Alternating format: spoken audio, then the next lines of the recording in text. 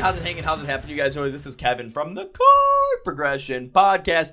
Hey everybody, we're already in December right now. It's the last month of the year. Oh my God, it's already the last month of the year. Where did the time go? We've been in too many mosh pits this year. It's been too much fun, and we have been bringing you some of the best bands in rock and metal that you know, and some that you should know. And this is one that you're definitely going to want to know. Before we jump into it, I want to thank our sponsor, Manscaped. So we're at the holiday season right now, and you want to show someone you care about them? Why don't you show someone you care about them by getting something for their care down there? Talking about their jingle balls. Yeah, you're going to want to get something for them to show, hey, I care about you down there, man. So that's where Manscaped comes in, the best care for your boys down there. And they've got plenty of products to help make sure someone in your life is taken care of down there. They have the Lawnmower 4.0 with skin-safe technology that's going to prevent those nick cuts down there. You don't want to be shaving your boys down there and all of a sudden going, ting, ting, wah, wah, bing, bang. Yeah, you don't want to get that and have that happen. They also have the Weed Whacker nose and ear trimmer, so you don't want to have those nose hairs going like, you don't want to have it looking like a Christmas tree coming out of your nose. No, sir. You want to make sure that it's clean up there. That's where the Weed Whacker comes in. The Crop Preserver Anti-Chafing Ball Deodorant that prevents chafing between your legs. I stand by that stuff 100%. I use that stuff every single day because my legs are big. I run a lot. I bike a lot. I mosh a lot.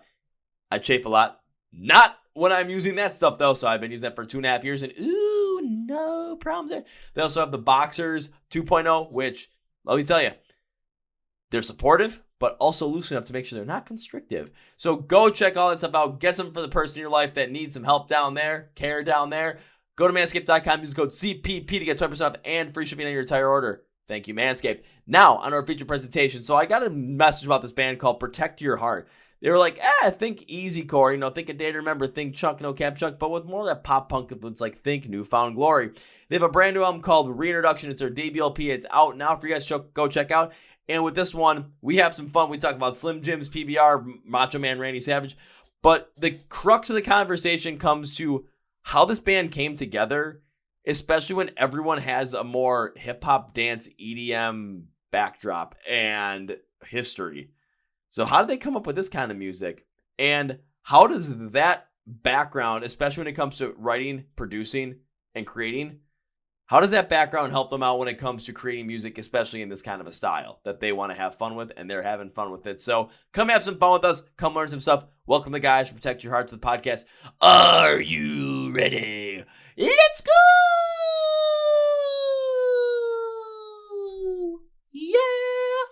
Well, ladies and boys and girls, listeners of the Chord Progression Podcast. I always like to take chances on bands that, you might not necessarily really know about. And I saw this one come across my email, and it said, well, if you want to get an idea of what their style is, think like A Day to Remember, Chunk, No Captain Chunk, and Newfound Glory. And I said, ooh! So we're going to talk to them all about their music. Hailing from Los Angeles, their debut LP, Reintroduction, is out now for you guys to go check out. So before you check it out, why don't we talk to the band? Let's get to know them a little bit more and have some fun. So please welcome Matt, Jake, Kian, and Anthony from the band Protect Your Heart to the podcast. So gentlemen, welcome to the Chord Progression Podcast. Thanks for having us. Yeah, yeehaw. Soaked. That was a great introduction. Yeah, that was really good. Oh, thank you guys. Well, you energized. Let's go. Yeah, dude. I don't know. Maybe you're the next WWE announcer or something like that. Back out, he killed him. Back out. I mean, I'm not going to be as good as JR. He's got the chair.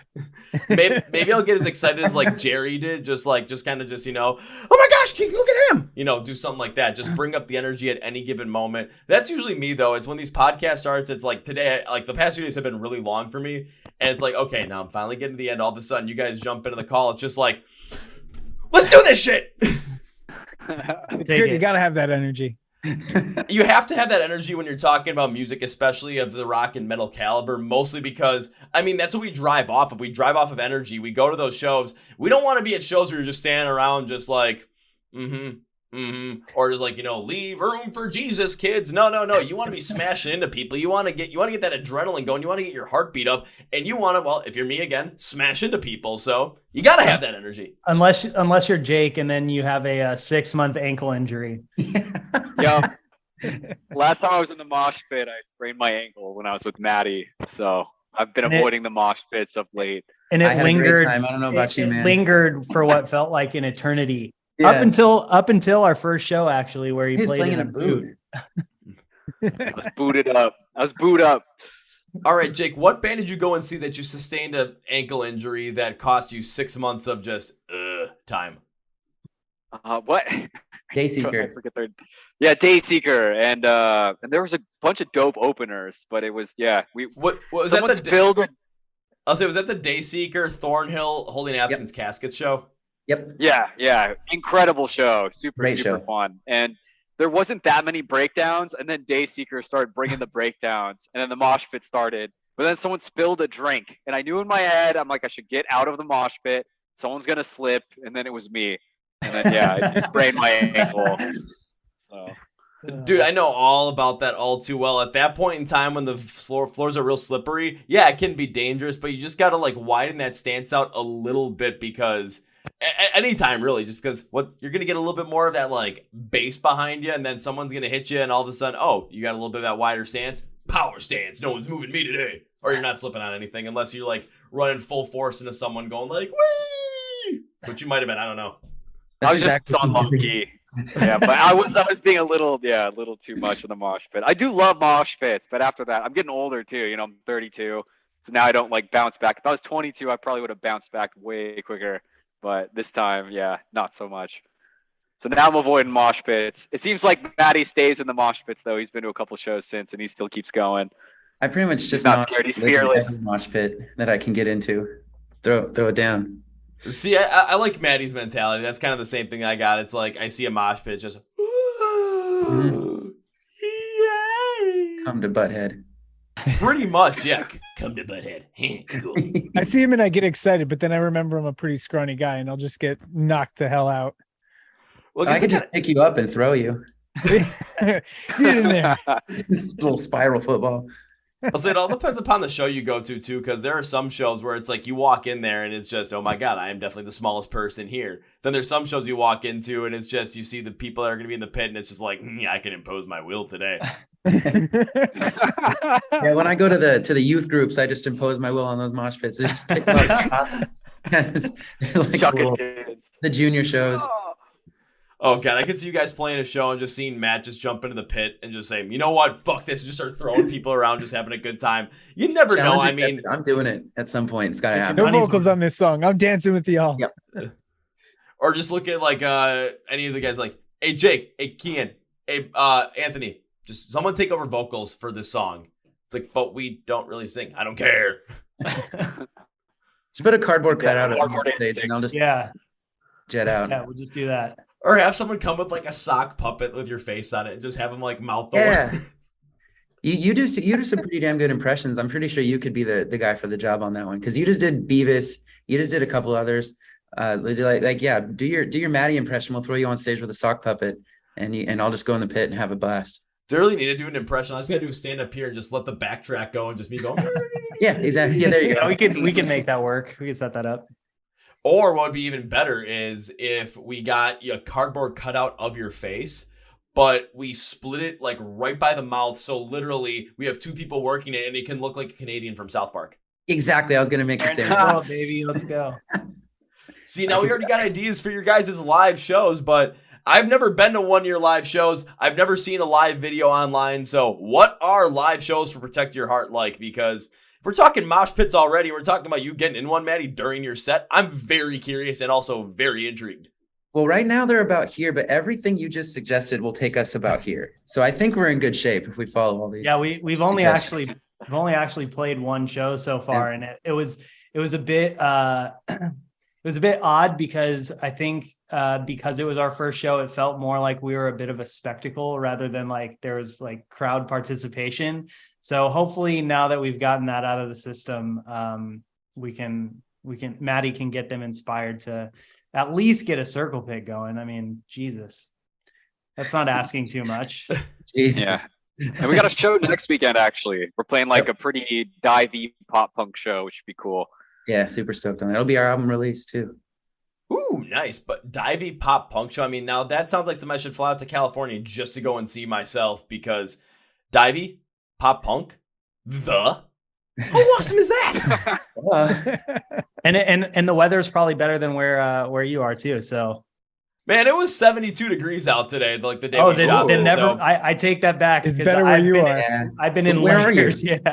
I'll all say day. you say it's better now, but give it another like 3 days, and then it's gonna be back down to like high in the the upper 40s or something like that. Oh, yeah. I'm from Shit. Milwaukee, Wisconsin, so Okay. Man, Wisconsin. There's a reason I left the Midwest, and we'll never go back. So is it because of the snow?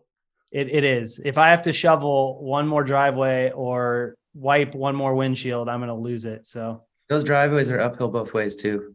mhm. Yeah. Both Barefoot, yeah. Without feet. and you just, and it's like you're supposed to just go out there literally in the morning, like 5 a.m. You gotta shovel yourself out for work. You go out there and you're still in, your boxer shorts, you're cut off, and you're still wearing, and now you put on like your big giant boots and you're just supposed to shovel. And when it's like 15 degrees outside, like, It's one way to wake up.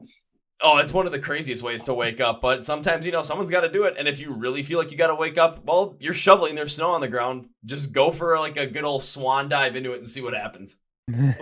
Mm. Pass. Hard pass.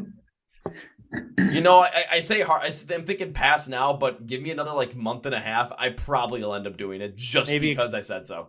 Maybe Mhm. a couple beers. Not even a couple of beers, just me just saying, let's do it. And then that's it. Wait, Just that's a thought. PBR, right? Milwaukee is like the home Yeah. of PBR.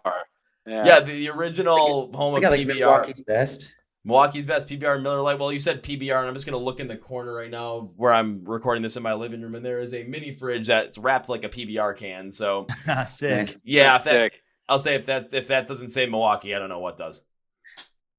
Yeah, we've put back our fair share of PBRs in the day. That's for sure.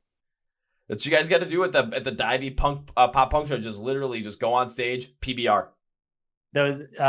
Those PBR tall can with a shot of Jameson $8 special. That was always. Oh, fun. my favorite was a PBR tall can, shot of Jameson, and a Slim Jim for $5. I found a bar that did that, so of course I went there every Did weekend. the PBR come in a paper bag?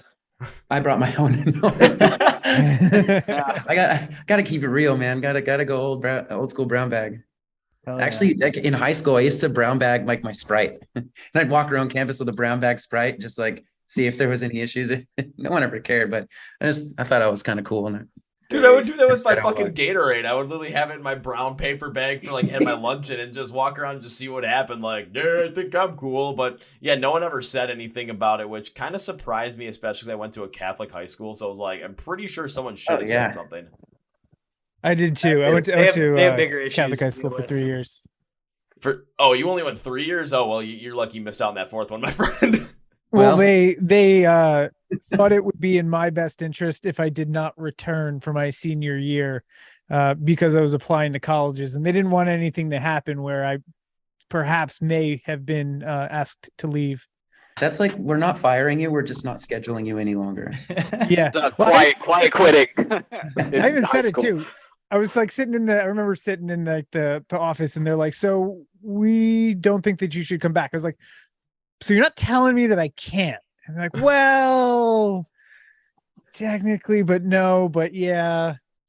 Technically, no. Yeah, but Yeah. you know what? I mean, maybe it was for the better. Maybe. I think it was good. I mean, I don't know. I'm one of those people who look back and like all the things that happened over life, and I'm like, okay, I guess all those things made me who I am today. And if I were to change them, then I would be different. So I'm fine with it. I think it worked out well.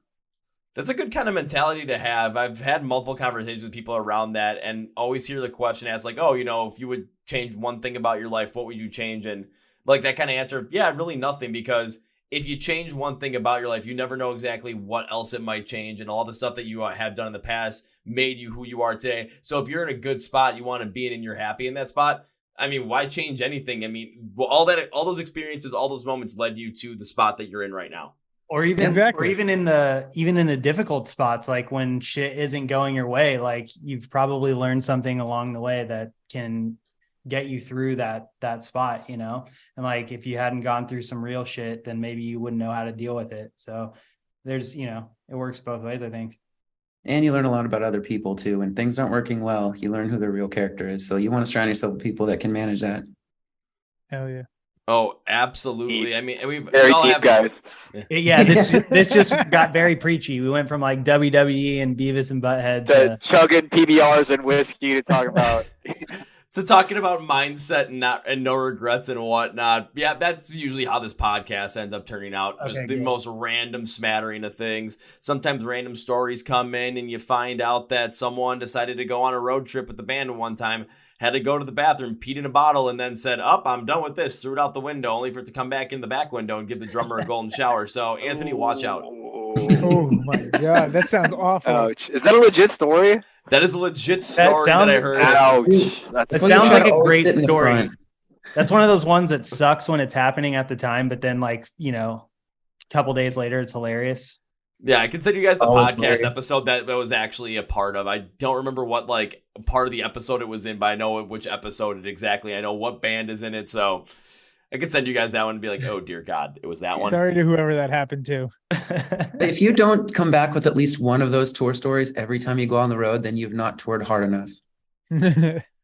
Exactly. And I was gonna say, Oh, you know, man. do you guys have any of those stories? But only playing one show so far. It's like, come on, we got to get you guys out on the road. We got to get you guys some of those stories. We've all definitely played plenty of shows, just not as this band. All of us are coming from 10 plus years of performing as different projects. So we probably all have some wild stories, just not from this particular project.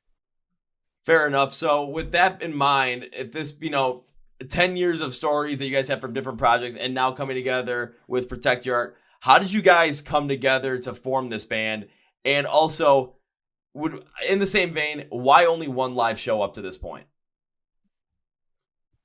Loaded question. Yeah.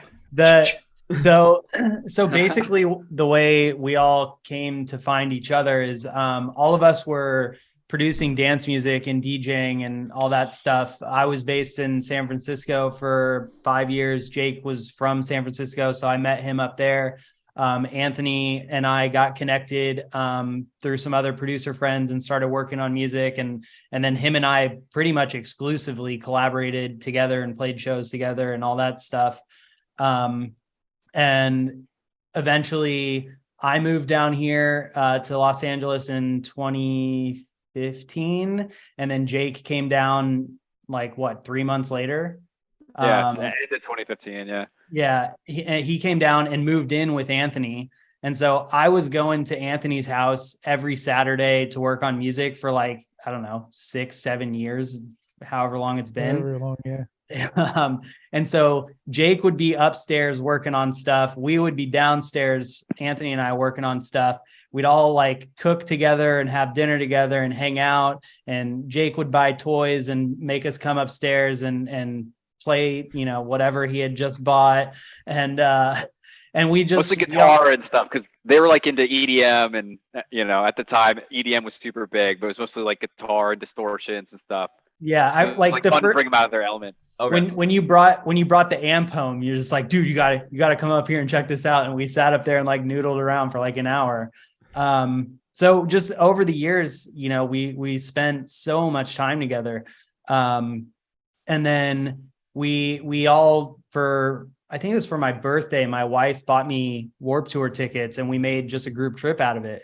Because I'd never been before. The closest one to me growing up was 3 hours away, and my parents would not, they're not going to take me to Indianapolis, drop me off, leave me, come back, drive 3 hours back home. So it was the last Warped Tour, and I'm like, I have to go once. And so we all just went, and we were listening to all the bands that we wanted to see on the way up there, and had a great time all day. And then on the car ride home, we're listening, to some more stuff. And we're like, what if we tried to write some stuff like this? And it was that was pretty much the conversation. And the next day, Jake, I messaged us 3 demos just randomly in the middle of the day out of the blue. And from there, we basically got together every weekend and demoed for 2 years. Basically, we just, instead of making dance music, instead of making hip hop, instead of making whatever we were making at the time, we pretty much just like totally pushed it aside and did this instead. And we got to a point where we had like 50 demos, and Jake was like, we have to find a singer. Like, we can't keep wasting our time doing this if we cannot find a singer. And so we hit up a couple people, and then through the label that we were releasing dance music on, Maddie had released with a close friend of ours. And so at that point, we were just grasping at straws, trying to get anybody we could in the door. And I emailed Matt, and he never responded for like 2 weeks. And I was like, well, that would have been fun, but he's out. And Jake was still kind of like, yo, like, we have to find someone. So I was like, I'm just going to hit him up on Facebook. So I found his Facebook and I sent him a message. And I said, hey man, I emailed you. Are you going to respond? Basically. And that day that I messaged him, he had just gotten back from Haiti on a trip for medical stuff a medical nonprofit that he runs. And he was like, yeah, man, I saw it. I was going to email you back. I was like, here's my phone number. Just call me. It's going to be way faster, way easier. And we talked for like 2 hours. And then after that call, we just really clicked, and I sent him all of our demos. And as soon as I hung up with him, I texted these guys and I was like, this is our guy 100%. Like, just a conversation we had. I know what his voice sounds like because I have stems from his dance music stuff. Like, it's going to be a perfect fit. And Jake was pretty much like, why don't you chill? Why don't we meet him and like see how it goes? And so the next, like, I think it was like 2 days later, he was in the studio at Anthony's house with us and meeting these guys. And then Jake got up, went to the bathroom, Matt left, and Jake and Ant and I were like looking at each other, and they're like, yeah. And that day we started tracking vocals. So that's pretty much how it happened. And then what was it? A couple weeks later, lockdown started. Yeah, we did 2 sessions, like 2 weeks in a row. And then we did two sessions on Saturdays. The second one, then the Sunday was your wife Allison's birthday. And so we were all together. And then, that Thursday was the last day that anybody was together in 2020. And we all went into lockdown, and then we just hopped on video chat and on Discord. We just basically set up a Discord server, and we're like, okay, let's get on as much as we can. Let's like write and work on things together. Maddie would come with ideas. He would like record scratch vocals at home. And then after, I don't know, probably 5 or 6 months, we're like, okay, let's get in and start recording. Like, let's everybody get tested, lock ourselves away, like be really careful. Cause this was, it was in the middle of 2020. Nobody knew anything. And so then we just started kind of hammering through it all. We built a vocal booth out of PVC pipe and moving blankets in the corner to Anthony's left. We recorded all the vocals over, a handful of weekends, I think. It's just, ever since then, it's just been a process of like finishing stuff as we can finish it. And obviously we did a handful of music videos as well. So that was a challenge with the COVID stuff. And but that's kind of the origin story, if you will. And also the reason that we haven't played any shows, because they just, realistically became viable again in the last, few months. So at least in Los Angeles. A big thing too was we spent so much time on the record that we, and everything was really calculated. We did everything to a certain way. We made sure everything looked a certain way, like all the music videos, everything's styled so specific that we didn't want to just take shows to take shows. We wanted to make sure that we could take shows that were going to benefit us, that were going to be good. And then we had the opportunity to all get in a room and really play together, because we didn't write the record or any song in the traditional way of like, okay, everybody get together and let's like come up with parts. It was like, we did it in the way that we would write dance music. We sat in front of a computer, putting in parts, moving things around, like trying different things out, like completely rearranging. Like there's a couple projects that like through the writing process became just like the song name, or they were just riffage and a number, and then it said Frank V2, which was just Frankenstein, because it was like, okay, Jake would be like, wait, I love this thing from this very first day that we like wrote it, that like never made it to like 20 days later. And so then, okay, we're going to put that in there. Let's piece it together. And that's like the Frankenstein version. And then that became the song.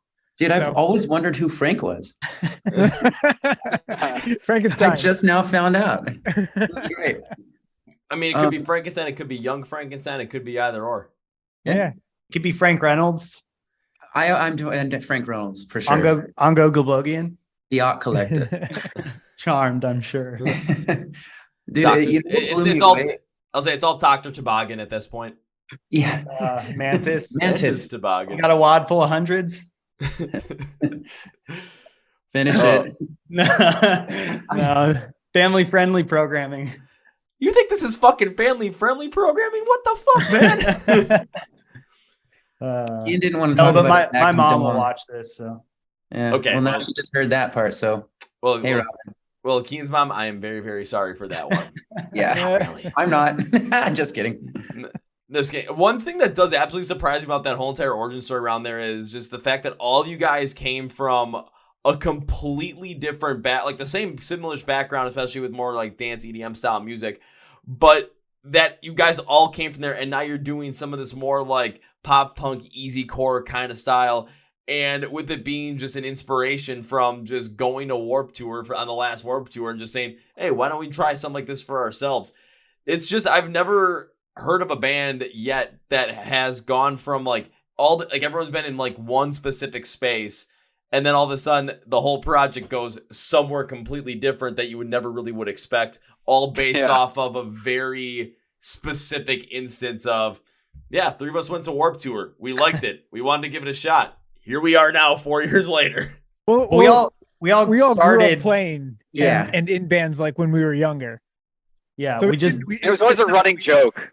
We always had that running joke that like one day we're gonna start a pop punk band, even though we were like we were like heavy into EDM, and prior to that we were all in bands. But then we were doing the EDM thing. We all did pretty well in that. But it's not the same. Like DJing, like pressing play in front of a stage of people on drugs and drunk. It's not the same as like jamming guitar and like drums and shit, you know? So we'd always like on a stage in front of people on drugs and are drunk. Yeah.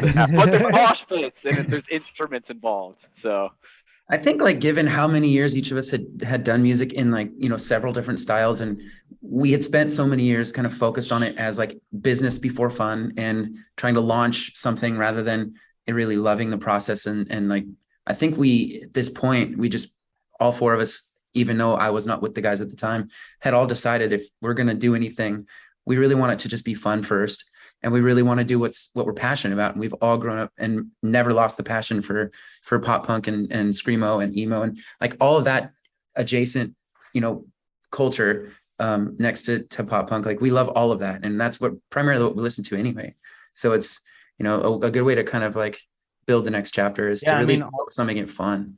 All of the people that we associated with in the dance music scene, like all the bass music people, everyone that's producing that stuff and DJing that stuff is either a metal kid or a punk kid. They're all of them, every single one.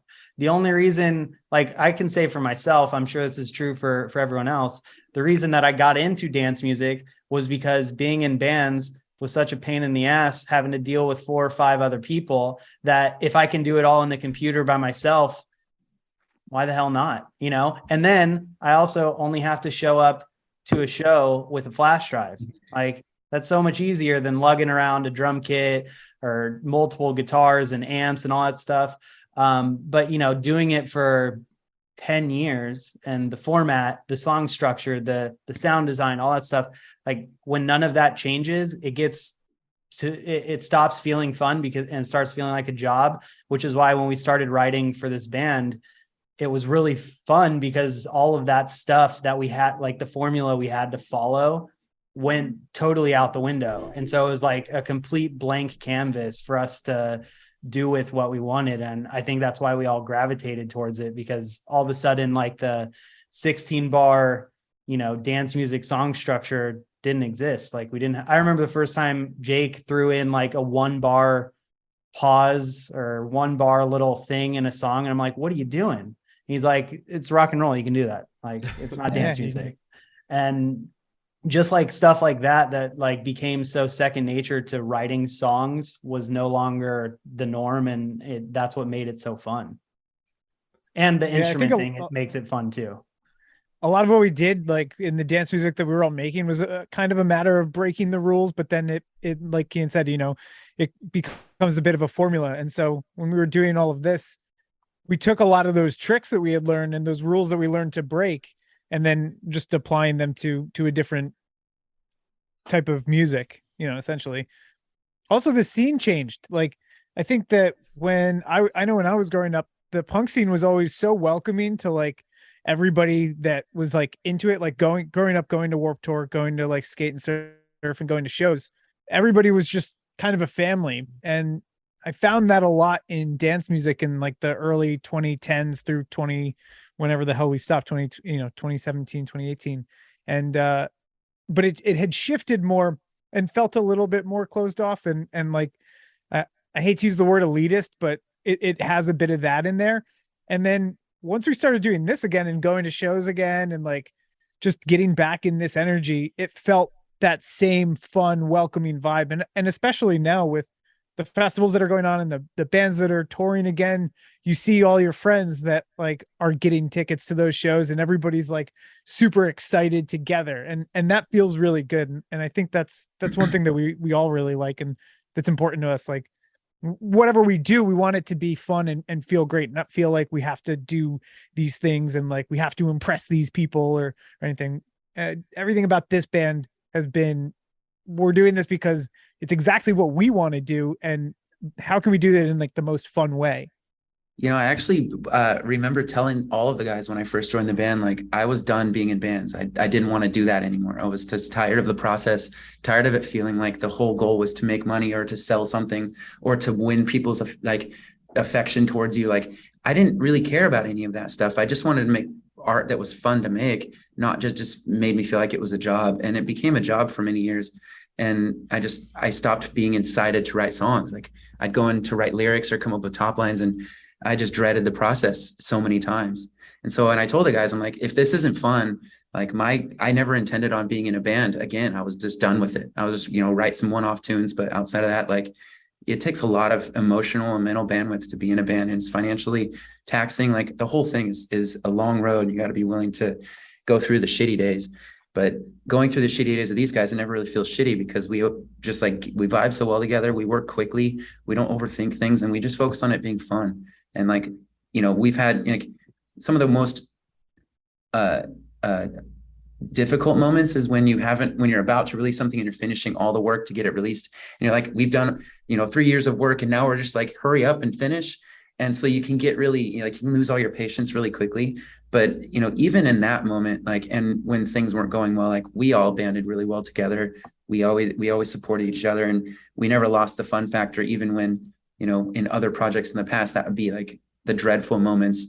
I never found those in this process, and it's what we're coming on our several years together, and it's never let up. Like it's just been better every, each month. I think that's definitely one of the hallmarks of just like what it means to be a band that's actually going to be, I would say, consistent in enjoying everything and being one that people are going to want to go check out. Because if you go and see a band that's just, they're not enjoying the process, they're not enjoying what they're doing, I mean, you can feel the energy from the crowd. It's very simple to see. You can hear it in the music. And that goes to anything in life as well. When you're trying to go after something that is your passion, is your calling, is if you're going to go after it and you don't enjoy the process of that, if you don't enjoy the small parts, like when it comes to being a musician, being in a band, if you don't enjoy the writing process, the recording process, working with the rest of your bandmates, going to the shows, playing those shows, if you don't enjoy that whole entire part of the process, because no band's just going to instinctively all of a sudden make it large overnight. Even the ones that seem like they're blowing up out of like, it's like, okay, you look at the beginning of the year in 2022, it's, maybe this band wasn't as big.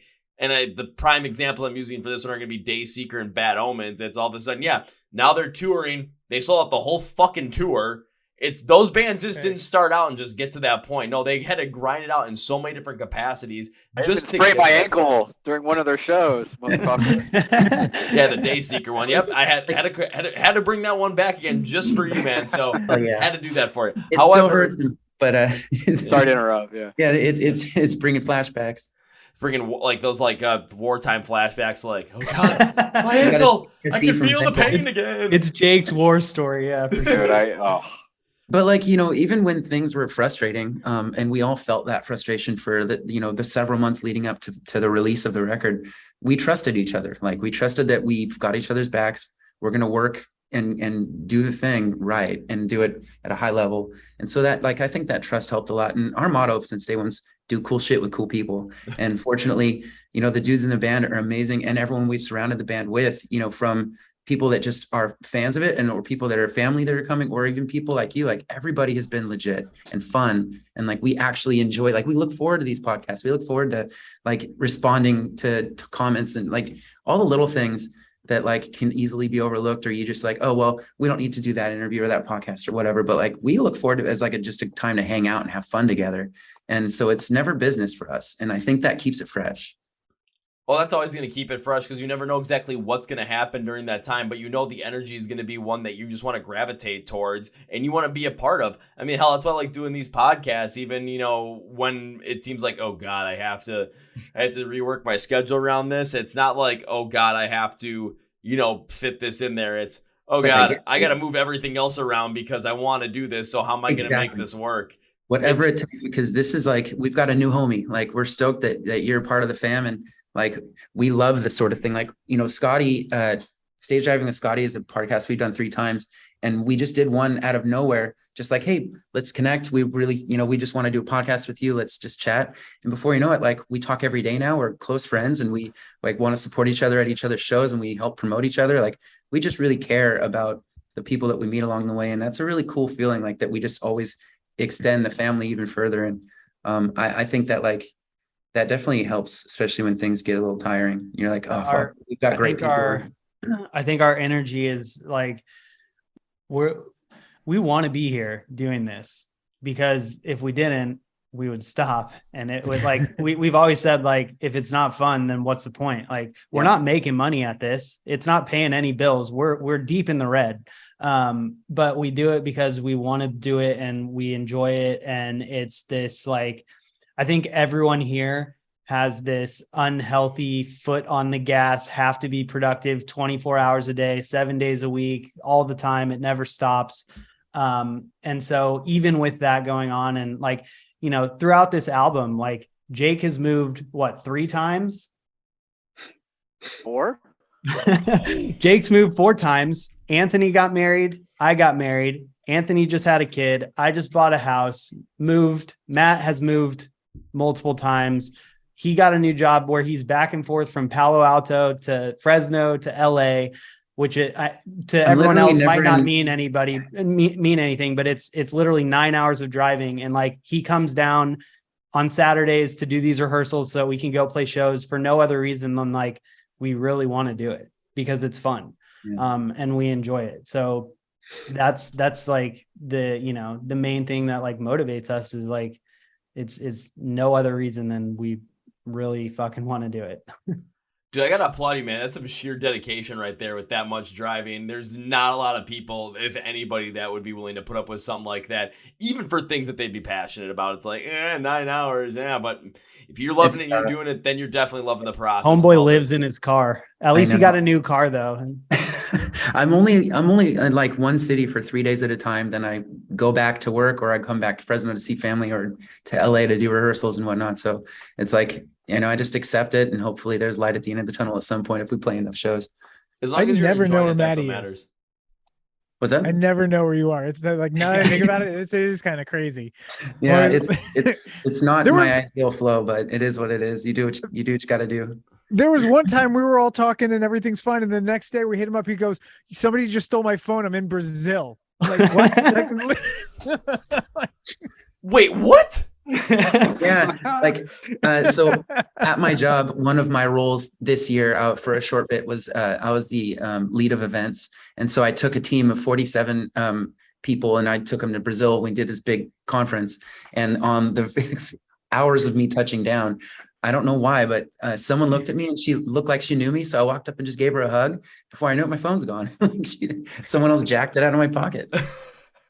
And then, they started logging in all my accounts and trying to do the thing.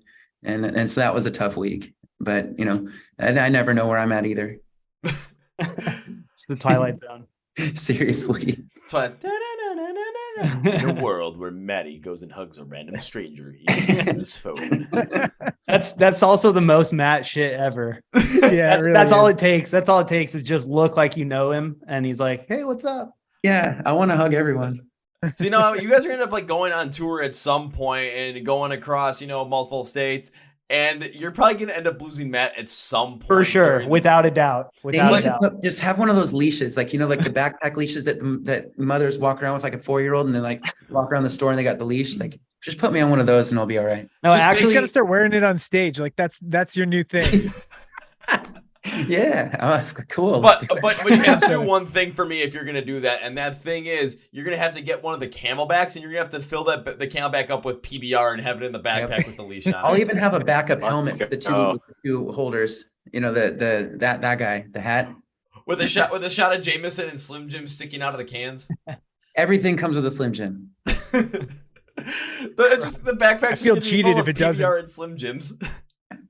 Dude, I'm always a sucker for a good deal, man. I don't even like Slim Jims, but of course I ate them all. God damn it! I've seen you guys play for the first time. I'm gonna have to bring PBR and Slim Jims, and just you guys are gonna know exactly what's happening. You're gonna wonder why everyone in the crowd is eating Slim Jims and drinking PBR before your set, and you're just gonna see my dumb ass in the middle, just going. That sounds like a hell of a good time. Yeah, it sounds like great. Bring a few for the stage and just start launching Slim Jims at us. Slim Jim cannon. Like the money gun at the strip club. Yeah, if you could bring the Macho Man with you, that'd be cool too. Oh yeah. I can find something that go dress up as the Mosh Man. Just go, ooh yeah. Or you know what? I'm gonna do you one better. I'm just let me grow out my hair a little bit. I'll dye it black. I'll just get myself one of those little wrestling unitards. I'm just gonna come out and say, just go, Bonesaw is ready. Yeah. Got you for 3 minutes. 3 minutes of playtime. We will give up 3 minutes of our set for you to have your moment. Like that's more important. You start there and then we'll come on when you're done. You know what? I'll just let me know when 3 minutes before your set is supposed to, or 3.5 minutes before your set is supposed to start, and then I'll do it beforehand while everyone's kind of doing the changeover and whatnot. And you know what? Then you guys don't miss out on any set time. Perfect. Yeah, but that's a very tough act to follow. I know. You might need to be the headliner. I feel like you guys could follow it, especially if you came out with PBR and Slim Jims. Like, how else are people? And then all of a sudden, that's when you get the pit going, and everyone's going to be PBRs in t-shirt cannons. I love that. You do an interlude like in the middle of a song. You just kind of just jam out for a little bit, and then that's when Matt comes in with the PBR cannons. Just here you guys go. Or it'll be like the Always Sunny shotguns. What the? Yes. Yep. Yes. Get blasted with alcohol. I'm wasted. Egg. Yeah. Egg. I mean, if that's the case, can we get some Protect Your Heart branded kitten mittens? Dude, Yeah. that's a great idea. Dude, yes. Yep. That's a great idea. Might be kind of fire. IP though, I'm worried about IP. I'm pretty sure you could call them like cat something else, like what else rhymes with cat socks or something like that, and you'll be fine. And then just call them on stage kitten mittens, be like, we're home of the knockoff kitten mittens. Feline foot. Meow. Oh, there you go. Yeah, that's a little bit has a ring to it. Alliteratives. Just has to be. One thing you guys did say that I do want to ask about is when it came to the writing process around this, with you guys being so used to writing an EDM style and kind of like Frankensteining this stuff together versus how traditionally rock and metal bands have written songs.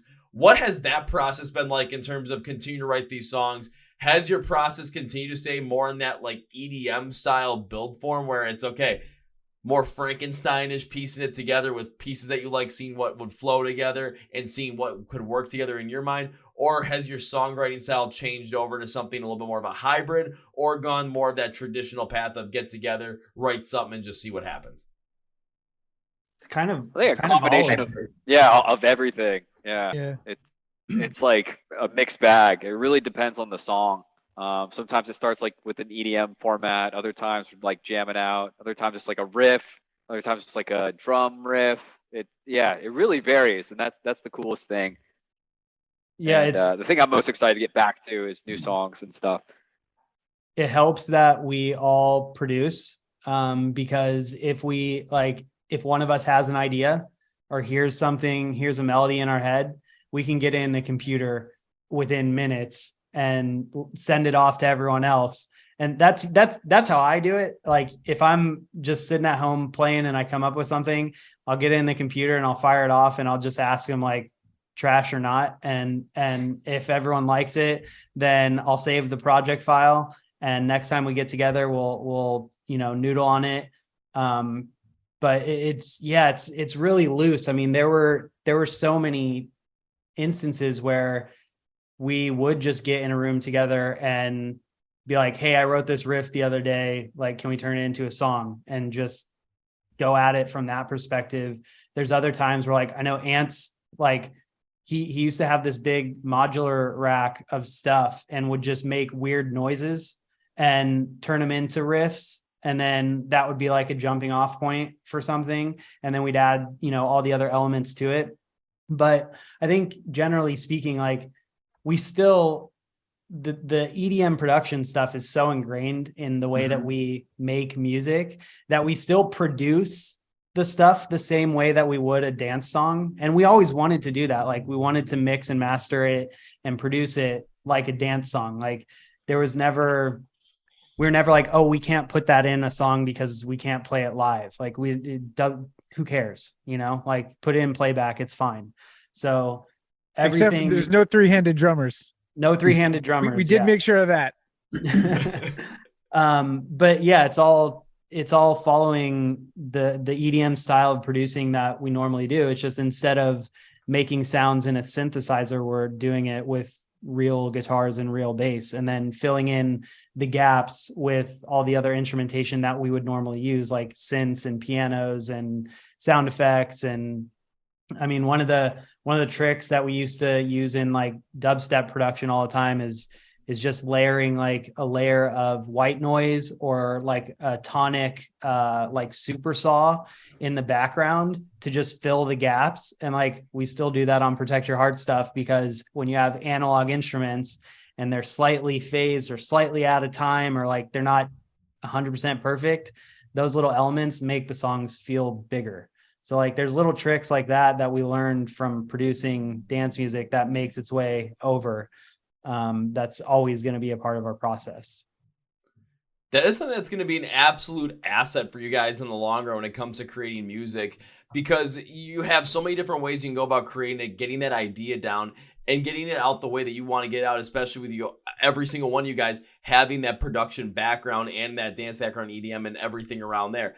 On top of that, when it comes to dance music, EDM, a lot of that is energy and crowd control in terms of how the crowd's going to react, what you want them to do at that standpoint. So when you guys are making music, especially when it comes to Protect Your Heart, when it has more of that pop punk, Easycore kind of style to it, what's going to happen is, especially going forward, as you guys play around with some of this stuff, you guys have the ability to create songs and work with these riffs and work with these ideas to create something, and you know exactly where you want the energy to go, how you want this energy to be transformed to the audience, and how you want the audience to react when they hear certain parts of the song. Do you want them to move fast? Do you want that drop to hit? Do you want them to just to kind of get to the point where you're like, oh shit, oh shit, oh shit. Like, do you want, wherever you want to get that, you guys are experts at this stuff. So when it comes to creating those songs that are going to get the crowd connected, get that energy going, and be able to sustain that and flow through that throughout a whole entire set, I'm not sure if there's going to be any band on here at your guys' size or even bigger than you guys that could do something like that, especially given your background. Like, it's such a huge asset that you guys have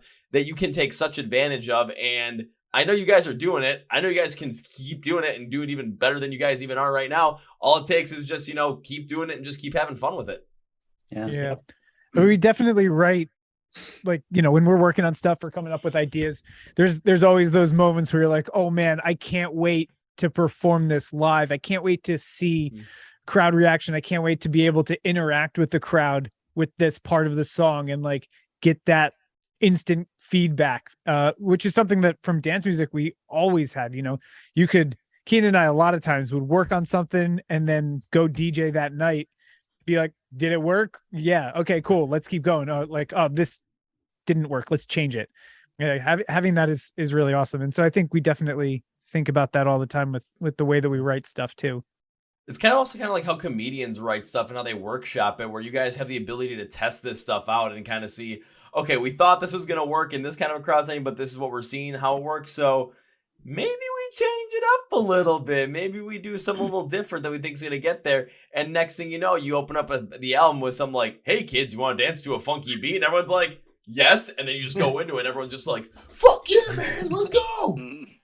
Yeah, I mean, we could do it all ourselves, which is kind of cool. Like I was thinking about before, how that's where all those little vocal samples and stuff come from. Is like those are all like, I think Jake was going through his like stupid sample library one day, and like that just came up. We're like, yeah, that seems fun. Throw that in there. Like, chuck it. Yeah, like there's just so many instances of things. Like someone was asking us about all the like little haze that you hear and stuff like that. Like those are, in dance music, those are tropes. Like if you hear a dance music song without a hey or a whoa or a woo or whatever, it's like, oh, they screwed up. But like in our stuff, like nobody uses samples. Like everyone's so focused on proficiency of playing and performance and writing riffs with every single note in it. And our goal is just to write good songs, and whatever we could throw in there that could give us a little bit of an identity, but also in our opinion make the songs better. Like, there's no rules. There's no rules when it comes to rock and metal. I mean, there should be no rules, I'll put it that way. The genres itself have kind of become a little too conservative in my opinion, where it's like once you start seeing those bands that are just doing these wild things and having a lot of fun, people are just gravitating to them because they're fun, they're cool, they're different, they make you feel something that makes you feel positive. It just has this energy that you want to bring to it. I'll bring up Bad Omens once again, Bring Me the Horizon for something like that as well. Why do people gravitate towards them? Because they're just doing whatever the hell they feel like. Why do people gravitate towards A Day to Remember? Because they mixed something together that no one else had done, and it was a lot of fun. So why not just mess around with it, do whatever you guys want to do with it, and just break all the rules that people think they should follow? Because, hell, when people break those rules, that's when the great stuff comes out. Mm-hmm. Yeah. And I think this record kind of set us up it's got enough of everything where if we were to go one direction for a little and then switch, it wouldn't be unexpected. Like we've kind of shown a pretty vast body of where we can go. And so I don't think anybody would be like thrown if we did anything like kind of weird. Oh, I wouldn't be thrown with it either, because there's songs where I'm like thinking like, you could go a little bit more of the heavier route that you could really follow along with, some like A Day to Remember or Chunk, No Captain Chunk. You could go a little more of the pop punk route and really kind of get something that's, really vibing along the style of like Newfound Glory. Or I listen to some like, you guys could bring in some like this like post-hardcore, potentially even R&B kind of style, is in a sense of like what Varsity has done. And just it wouldn't seem out of place. It's just the whole entire vibe after listening to the reintroduction LP. There's a vibe where it's, where you guys stand. You guys know what your sound is, but you guys are opening yourselves up to really going any which way you want and still having it sound connected back to what your core sound is. And that's one of the things that really drives a lot of those great bands. You always know what their core sound is. You can feel it when you listen to their music. Bring Me the Horizon. Go from Pray for Plagues all the way down to Amo. And if you start like going like step by step, you can tell where that core sound is coming from. Any other band that has gone through massive transformations, been successful with it, that's where it comes from. And we listen to all of that and more. Like we listen to everything across the board of all genres. So like I want to explore everything that we possibly can to keep it fun and fresh and challenge us. If I write the same song twice, then I'm bored. Yeah, I mean, that was a big part. I mean, before Maddie was even in the band, that was a big part of like when Jake and Ant and myself went through our pile of demos to try and narrow it down to which ones we were going to finish. We didn't want to have 13 or 15. At the time, it was going to be 15. We didn't want to have 15 of the same song or the same style. Like that was never, there's so many bands out there that like, they love I'm one of them. They love Blink-182 so much that they just end up sounding like like a watered down Blink-182, and like that was never our goal. So every song in the album was supposed to have its own identity and be its own thing and be a launching pad into whatever direction we decided to take. Like, I know when we get together to write new stuff, like everyone's pretty hyped on the heavier side of things from us at the moment. So like, that's probably, I know Jake is thrilled to to get some more metal inspired stuff in there. 7 strings, let's go. But we also have, a giant library of demos that sound just like us that are ready to go as well. So it's cool to have the opportunity to go like, oh, we can do the pop punk thing, the riffy thing, or we can go with the like more post-hardcore, metalcore, I guess that's what people are calling those songs, in that EDM direction. Yeah, or we can go EDM. Or, I mean, Jake's a hip hop producer, like for his job. Like, so we could go hip hop too. Like, or we could do a combination of all of them. And it wouldn't feel weird.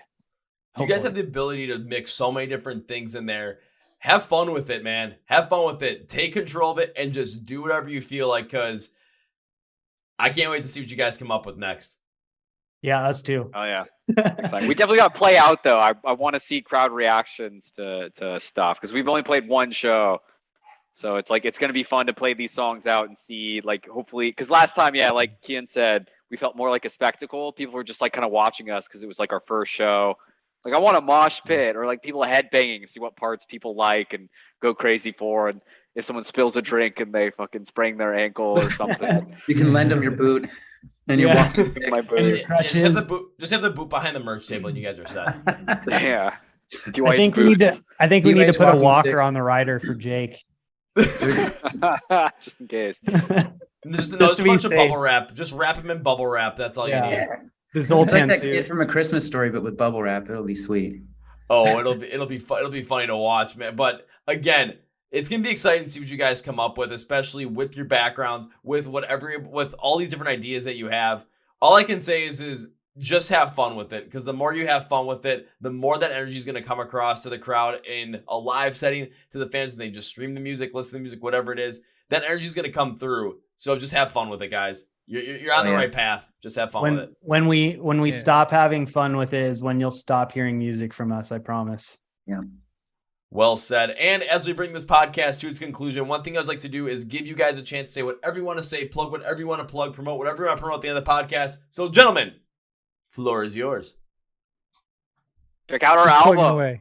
Listen to our album, Reintroduction. We spent so long on this thing. Just any streams are appreciated. Hopefully we'll have like a physical representation of it as well too. And once that's ready, if you want to buy it, that'd be cool as well. Yeah, that's my plug. Yeah, good. Go check out the album. Tell us what you love. Tell us what you hate. Tell us what you want more of. Check out the digital book that Kian put together. It's incredible. It's just growing up with things like that, being able to just look at the liner notes and everything is something that I always loved. Mm-hmm. So it tells like a little bit more of the story. For me, I just want to say, thank you to anybody who listens. This band was an experiment for fun. That was not supposed to be what it is right now. And yeah, we feel like we're just getting started, and we always just made music that we wanted to hear. And so the fact that anyone cares is a win. So yeah, just thank you for having us on here and giving us the opportunity to share it. Oh, you guys are very welcome. So now it's time for you to end this podcast with 3 very specific things. First things first, protect your heart. Yes, that's these guys. They have their brand new LP. The Reintroduction LP is available now for you guys to go check out. And only played one show so far at the recording of this podcast. So my guess is that more is going to end up coming. And, we're talking more about like what they're going to be doing with their next music, or their new music, where it could go. Why don't you stay in touch with them as well by following along with them on all their social medias, basically getting everything you know about the band. There's merch out there. Boom. You're going to want to buy it. So instead of having to look all this stuff up yourself, you don't want to look all this stuff up yourself. You're going to say, Kevin, go and search all this stuff for us. Just put all the links in the description of the podcast, label everything, so you just take one click and we're good. That's exactly what the hell I'm going to do. Go to the description of the podcast, say, find Protect Your Heart online. Links and labels for literally everything. So stream music, download music, buy the music, check them out, buy some merch, support them online, follow them on social media. All that stuff is going to be down there for you. Now, gentlemen, time for number 2. So, second thing is, whenever I've guests on the podcast, I enjoy having on the podcast, I like to make a certain promise as a way to say thank you for being on the podcast, thank you for taking the time to do this, and as a way to continue to support the band. Now, everyone has hit on this that I've ever had on the podcast. You guys are continuing the streak, so thank you. But I'm going to modify it just a little bit because of something that we talked about. So my promise does not start out with if. If implies this might not happen. What kind of a promise is that? What the hell? Starts out with when. When says, we are going to do this. This promise is going to be made. We just don't have a date and time yet. So when I get to you guys perform live for the first time, my promise to you is this. First round of PBR and Slim Jims are on me. Woo! Oh yeah. Big win. And I might also get the shots of Jameson as well, just to really complete the whole entire thing. But it's got to be, we might have to hollow out the the meat in the Slim Jim, so you just have the casing on it, so you can drink the PBR through a straw. I will do that. I'll do it. I'll do it. Straw. My promise to you I'll do is the meat straw. when you show up, I'll have a Camelback and the beer helmet ready. Yes! Alrighty, perfect. So then time for number 3. I cannot end this podcast by saying goodbye because that implies like this is going to be the last time we see us. Fuck no. 1, I made you guys a promise and that's a damn good promise, so we're going to make it happen. 2, I want to see that Camelback and beer helmet on stage with the child leash. So either Keen, Jake, or Anthony, just walk them out there like this, be like, come on, come on. You could just like do a little Slim Jim, see if I can catch them. You don't have to ask twice. Perfect. And Absolutely. also I can't say goodbye because guys, this was fun. Let's do this again. Like next year. Absolutely. Let's do this Damn again. straight. We gotta do this. Hell yeah. Fuck yeah. So this can't be goodbye, gentlemen. Your base, bro. Hell no, Yeah, man. you're- This can't be you're great. goodbye. This is gonna be I'll see you later. Hell yeah. Dick. Ooh, well, folks, that's my interview with the guys from Protect Your Heart, Matt, Jake, Kian, and Anthony. Once again, guys, thank you for being on the podcast. Remember to go check out Protect Your Heart. Their brand new LP, Reintroduction, is available now for you guys to go check out on all platforms.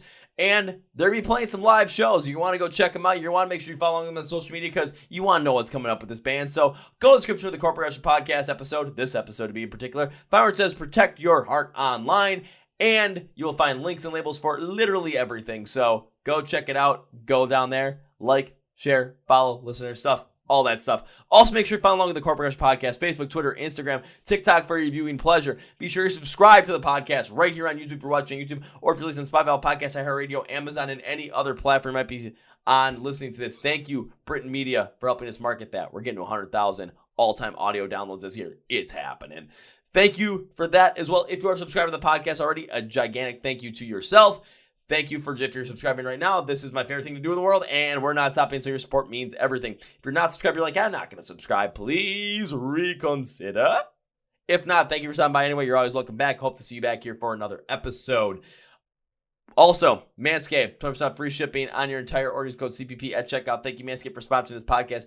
Thank you guys, and Protect Your Heart from stopping by as well. PBRs, Slim Jims, shots of Jameson, child leashes, sprained ankles. Everything. We're going to have a lot of fun, guys. Can't wait to see you guys up here in Milwaukee. And can't wait to mosh you guys at some point in the future. I'm bringing the PBR. On that note, that's going to be for you guys. We're listening to the Chord Progression Podcast. My name is Kevin, and you guys know how I end every single one. That was a big, healthy, and hearty. See ya! Yeah!